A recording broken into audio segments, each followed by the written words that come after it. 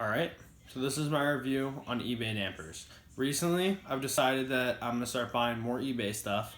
I've owned about, just give some background on myself, I've owned about 40 to 50 bikes, primarily Gixxers, but I've owned Harleys, I've owned R1s, R6s, pretty much everything that you can think of I've owned. I haven't really owned any Ducatis, but besides that, I've owned about everything.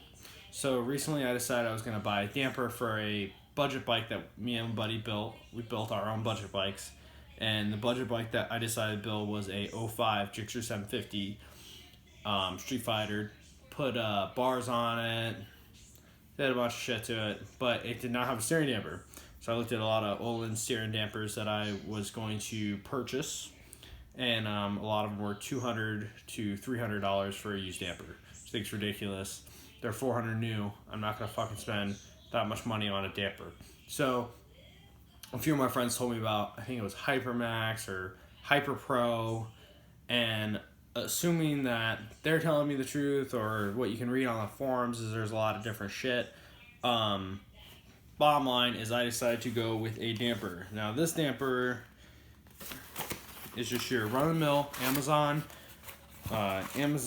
damper. Here's the box. It came in the mail, which is actually kind of nice because it came really quickly. I mean, I honestly think that my shipping time was 48 hours max.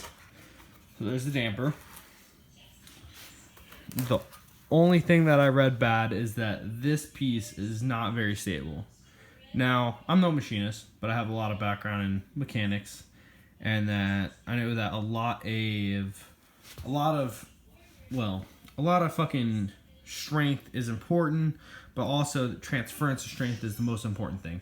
Now, if I have damping and this is loose or cracks or broken, the dampener is virtually worthless because nothing's absorbing the shock, because this is the piece that holds on to the fork tube. So, from my first view is that I think that this piece right here it's pretty stable. It's honestly, I'm not sure how it breaks on people. It's a piece of aluminum.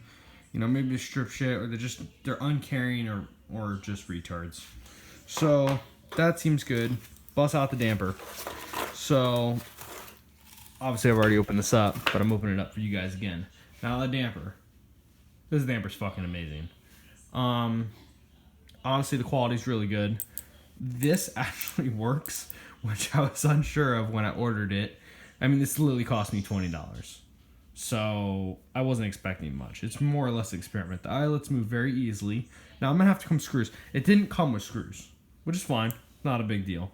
The Hyper Pros are infamous for leaking, and this being the same design, I'm not entirely sure if that's gonna be an issue or not. But I'm assuming that I'll probably be fine.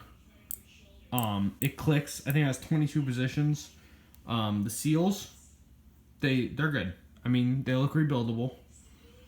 Same thing as the Hyper Pro, but the Hyper Pro did leak in the early years. First, I think it's duly notable now that they have no leaks or no issues, and that this being a fairly new damper, I'm assuming the same thing. I'm gonna post an update when it's on the bike, and I ride primarily twisties. Just made a trip to Tennessee and did Deals Gap. It was very fun. Did it with a friend. I'm back in Florida now. We drove up for the day. I plan on driving back up the day when season hits again. But I will make a full review of how this rides on the twisties in Florida. And for you that think there are no twisties in Florida, you're wrong. There are plenty of rides that you just have to saw out into the middle of the country. Middle of the county, middle of the state, whatever the fuck you want to call it. But in the middle of the state of Florida, there are twisties. In northern Florida, there's a lot of hills and little shit like that you can work on. I'm going to do some wheelies, see how it lands how the wheel lands, and if I get any kind of serious vibration from that too. So I'll post an update. Thanks, guys.